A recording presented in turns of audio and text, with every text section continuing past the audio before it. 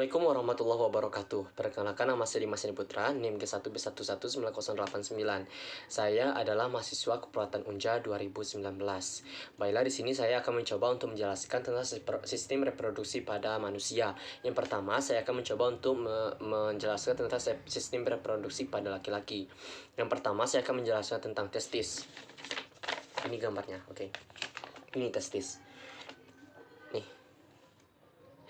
Testis disebut juga dengan gonad jantan. Alat ini jumlah sepasang. Bentuknya bulat telur. Testis tersimpan di dalam suatu kantong yang disebut sebagai skrotum. Testis berfungsi sebagai tempat untuk memproduksi sel-sel sperma dan juga memproduksi hormon kelamin jantan yang disebut dengan testosteron. Di dalam testis terdapat banyak pembuluh halus disebut juga dengan tubulus semifinalis. Yang kedua, saya akan menjelaskan tentang epididymis. Ini gambarnya. Ini. Oke. Epididymis merupakan saluran yang keluar dari testis. Saluran ini panjang dan berkelok di dalam skrotum. Setiap testis mempunyai satu epididymis. Oleh sebab itu, epididymis manusia berjumlah sepasang. Fungsi epididymis ini yaitu tempat menyimpan sementara sperma. Dan disinilah sperma masak dan dapat bergerak menuju saluran berikutnya, yaitu vas deferens. Yang ketiga adalah vas deferens. Ini. Vas deferens, oke. Vas deferens ini merupakan saluran lanjutan dari epididymis. Vas deferens merupakan saluran lurus mengarah ke atas. Bagian ujungnya terdapat di dalam prostat. Fungsi vas deferens yaitu untuk jalannya atau mengangkut sperma dari epididymis menuju kantong sperma atau vesicula seminalis. Terus yang keempat ada uretra. Ini uretra. Oke. Uretra adalah saluran yang terdapat di dalam penis. Uretra merupakan saluran akhir dari saluran reproduksi. Uretra terdapat di dalam penis. Saluran ini mempunyai dua fungsi yang sebagaimana. Pertama adalah untuk tempat pengeluaran atau saluran pembuangan urin keluar tubuh. Yang kedua adalah sebagai saluran kemih, yaitu sebagai saluran semen dari kantong mani. Terus yang kelima adalah vesicula seminalis ini. Oke. Ini. Vesicula seminalis sering juga disebut sebagai kantong mani atau kantong semen. Jumlahnya sepasang, tetapi terikat menjadi satu kantong. Dinding vesicula seminalis dapat menghasilkan getah berwarna kekuningan yang banyak mengandung zat makanan.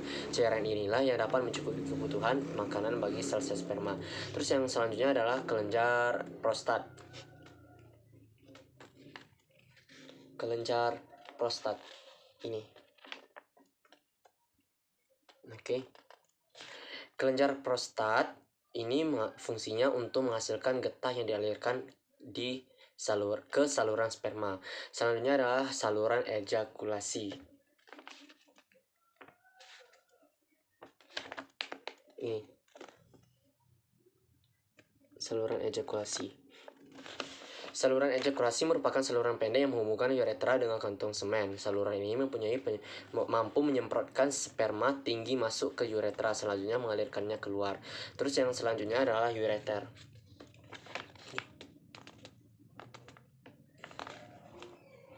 Ini kantong kemih, ini ureter. Ureter adalah suatu saluran muskuler berbentuk silinder yang mengantarkan urin dari ginjal menuju kantong kemih. Selanjutnya yang terakhir ada kantong kemih. Ini yang besar warna merah. Kantong kemih adalah tempat untuk menyimpan urin sebelum dikeluarkannya dari tubuh manusia. Dan tadi saya menjelaskan tentang sistem reproduksi manusia pada internalnya. Selanjutnya saya akan menjelaskan di sistem eksternalnya. Yang selanjutnya adalah penis. Oke, ini penis.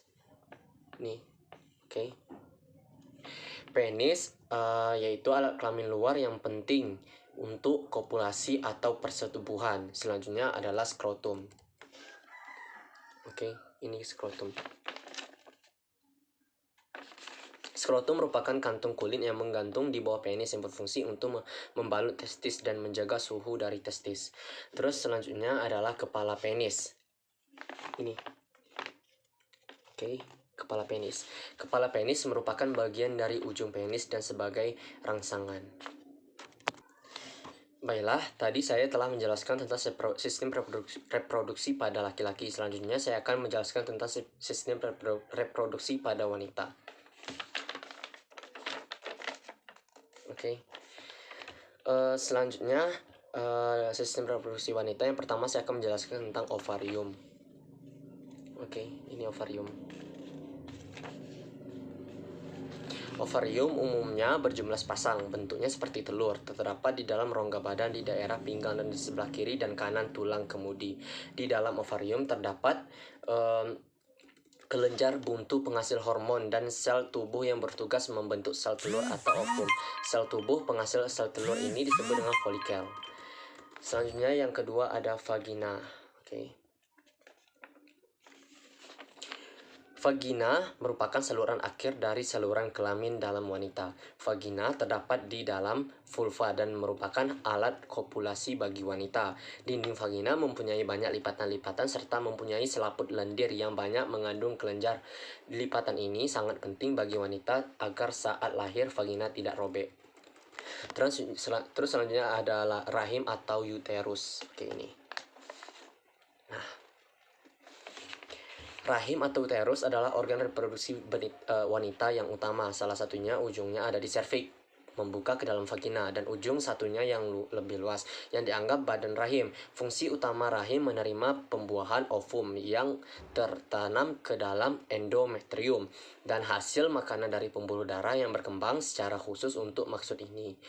Ovum yang dibuahi menjadi embrio, berkembang menjadi fetus dan gestates, tempat gestates sampai kelahiran. Terus selanjutnya ada endometrium. Oke, ini endometrium. Endometrium adalah lapisan terdalam pada rahim dan tempatnya menempelnya ovum yang telah dibuahi. Diperlukan waktu sekitar 4-5 hari setelah pembuahan. Di dalam lapisan endometrium terdapat pembuluh darah yang berguna untuk menyalurkan zat makanan ke lapisan ini. Selanjutnya adalah ovido atau tuba Fallopi. Ini. Oke. Ovido atau tuba Fallopi, saluran telur berjumlah 2 di kiri dan kanan. Fungsinya adalah membawa sel telur dari infundibulum ke rahim. Pada saluran inilah terjadi fertilisasi dan pembuahan. Selanjutnya adalah folikel. Ini. Folikel merupakan kantung cairan yang berisi oosit matang untuk membentuk sebuah sel telur. Folikel juga berfungsi untuk menghasilkan estrogen, suatu hormon yang diperlukan untuk perkembangan sel telur. Terus selanjutnya adalah corpus luteum. Oke, corpus luteum. Corpus luteum adalah massa jaringan kuning di dalam ovarium yang dibentuk oleh sebuah folikel yang telah masak dan mengeluarkan ovumnya. Terus selanjutnya adalah serviks. Serviks. Ops. Tidak kelihatan. Ini serviks. Serviks atau leher rahim adalah bagian ujung yang menyempit dengan ujung inferior atau bawah mengarah ke vagina pada sistem reproduksi wanita. Oke, terima kasih. Itulah penjelasan tentang sistem reproduksi pada manusia baik laki-laki maupun perempuan. Saya Dimas Seni Putra. Jika terdapat kesalahan ataupun kekurangan, saya mohon maaf yang sebesar-besarnya. Wassalamualaikum warahmatullahi wabarakatuh.